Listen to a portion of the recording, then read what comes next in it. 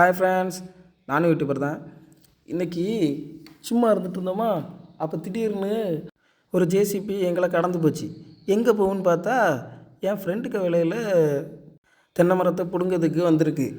சரி, இன்றைக்கி நமக்கு குருத்து கிடச்சிரும் அப்படின்னு சொல்லிட்டு நேராக வெட்டுக்கத்தி எடுத்துகிட்டு நானும் என் மச்சனும் அப்படியே கிளம்பிட்டோம்.